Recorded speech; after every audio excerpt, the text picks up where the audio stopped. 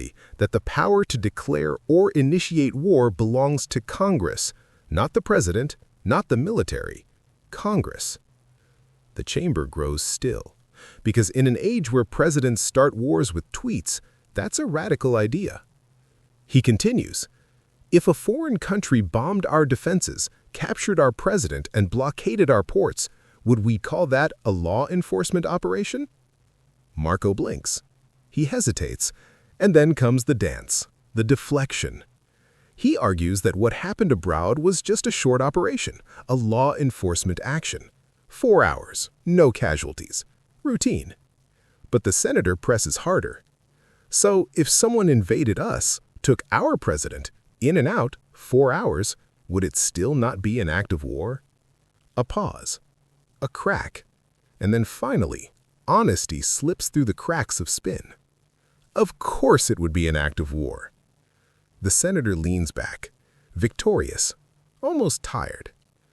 Then let's stop pretending. One-way arguments that don't apply to everyone are bad arguments. We are in violation of both the spirit and the law of the Constitution. And just like that, the air in the chamber changes. For a moment, it feels like truth. Something rare in that building just made a brief appearance. But then the mood shifts again, because the conversation turns to Minnesota and the tragedy that's shaken the nation. Republican Senator Thom Tillis, usually a loyal Trump ally, suddenly breaks rank and with surgical precision uses Trump's own words against him. "The president called me a loser," he says, half smiling. "I'm thrilled about that. It means I'm qualified to be Homeland Security Secretary." The laughter has an edge to it, because behind the sarcasm, there's something deeper: shame, frustration, rebellion. Then, in a quieter moment, Tillis sits down with Jake Tapper, and the humor fades. He talks about the lies, about Kristi Noem and Stephen Miller, who branded Alex Preddy, the VA nurse killed in Minnesota, a terrorist before the facts even existed. "They spoke too soon," he says. "They didn't even follow the basic protocol after a shooting. They just wanted to get ahead of the news cycle."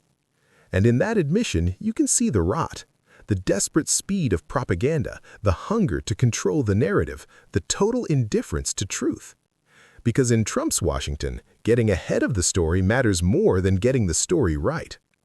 And while that political theater plays out, a man is still dead. Alex Preddy, the nurse, the neighbor, the veteran's caretaker, reduced to a talking point, a scapegoat, a name in a press release.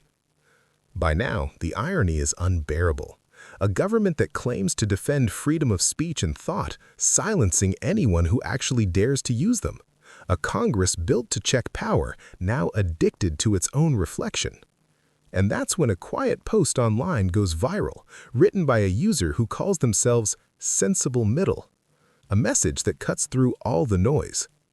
In Congress today, freedom of thought isn't forbidden, it's just inconvenient. And maybe that's the real tragedy. Not the lies, not even the hypocrisy, but the way truth itself has become an act of rebellion. Because when defending the Constitution becomes controversial and questioning war becomes unpatriotic, then maybe the question isn't who's winning the debate. Maybe